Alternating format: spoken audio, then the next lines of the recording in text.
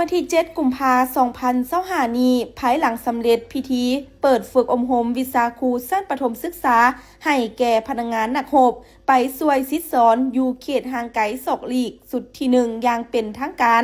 จากนั้นสหายพลโทศาสตราจารย์ปริญญาเอกวงศ์คำพรหมกรกรรมการศูนย์กลางภาครองรัฐมนตรีกระทรวงป้องกันประเทศและสหายปริญญาเอกสำราญพันขวงศ์รองรัฐมนตรีกระทรวงศึกษาธิการและกีฬาพร้อมด้วยคณะ